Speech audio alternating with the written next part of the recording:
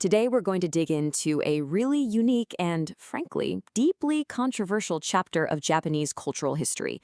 It's a fascinating story about art, about commerce, and about a huge shift in social values, all centered on a genre of photography that once took a nation by storm before, well, pretty much vanishing completely.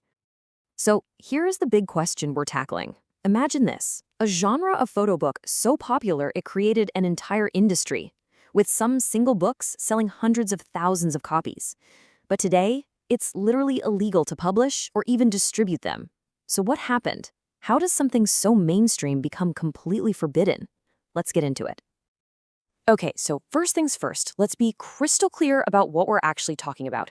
The term is shoujo nude photo book, and it's a genre that featured nude minors. Now, the most important fact to keep in your head as we go through this is that these were all effectively banned back in 1999. So what we're doing here is looking back at a closed chapter of history to understand what created it and what ultimately shut it down. This whole story really breaks down pretty neatly across 4 decades. We're going to start in the 1970s with the genre's kind of artistic origins. Then we'll hit the 80s, where the market just exploded and the backlash began. After that, there was a final resurgence in the 90s before we finally look at the legal ban and its aftermath in the 2000s. All right, let's rewind back to the 1970s. It's really important to understand that this whole thing didn't just pop up out of nowhere as a commercial product. Its roots, well, they were framed in a very, very different way. The book that really kicked this whole thing off was this one from 1969, called Nymphet. Now, what's so interesting is the world it was born into. See, the photographer Kazuo Kenmochi, he wasn't some random guy. He was an expert on things like sex ed. And he presented this work as part of the whole sexual liberation and naturism movement of the time. This idea of being in harmony with nature. And that naturist philosophy was absolutely key at the beginning. These early books weren't about what you might think. The whole idea was about innocence, the purity of youth, and this really deep connection with the natural world. That was a critical distinction that really set the stage for everything that came later. And check this out. This quote just perfectly shows how this wasn't some underground thing. This was a full-page ad in one of Japan's biggest newspapers. And the caption itself is so telling, right? It's right there, showing the debate it was already sparking, this idea of innocence versus a modern, super-sexualized world. So you're probably wondering, how was this even legal? Well, to get that, you have to understand the Japanese legal system at the time.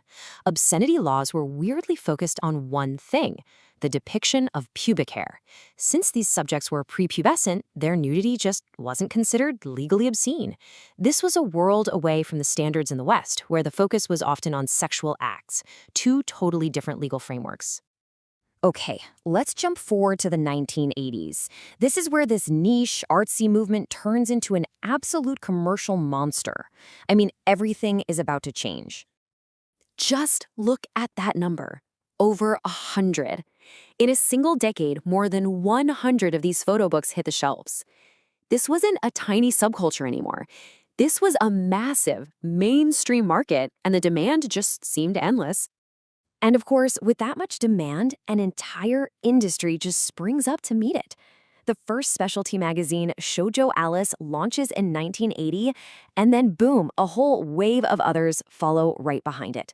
You've now got an entire ecosystem of publishers, photographers, and distributors, all built around this one genre. But when something gets this big, this visible, it inevitably attracts a lot of scrutiny. And as the genre went from a niche to a commercial giant, well, it flew a little too close to the sun. A powerful backlash was coming.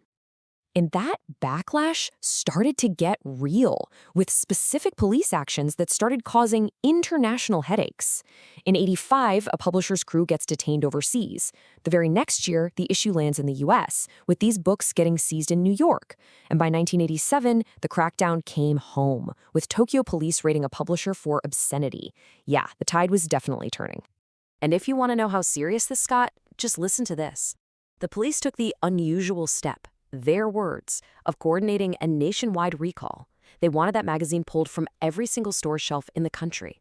That's a huge public message to the entire industry. But hold on, the story wasn't quite over yet. Let's move into the 90s, because despite all this pressure, the genre was about to have one last massive comeback before the final curtain call. So in the early 90s, you get this second boom. But the industry wasn't stupid. They had learned a lesson from all the crackdowns. There was a new, unwritten rule in town: no more direct genital exposure. The genre had to adapt to survive, and it was now playing by a much stricter set of rules.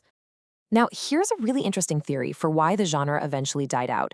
Some researchers think the audience itself was changing.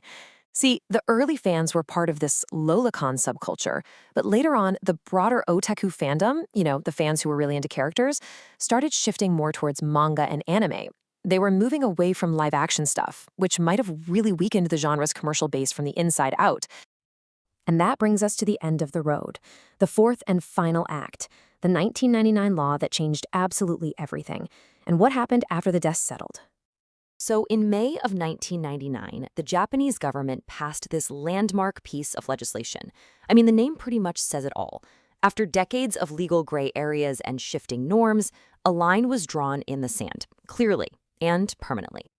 And the impact of this law was swift and total. First, all new publications were banned. Simple as that. Second, any distribution of the old stuff, including online, was forbidden. And third, and this is a big one, even historical archives were hit. Libraries had to restrict access to these works, effectively reclassifying them as illegal material. And this wasn't just a from now on kind of thing. The impact stretched for years. For example, it wasn't until 2005 that Japan's National Diet Library, think of it like their Library of Congress, started formally reviewing its collection, declaring specific photo books to be child pornography and sealing them away from the public. And that process continued for hundreds of other items into the next year. They were actively locking away the past. So when you put it all together, what we've really looked at is a story of profound, rapid change. The journey of this one photo genre, from an artistic expression of naturism to a commercial juggernaut and finally to illegal contraband, it really forces us to ask a much bigger question.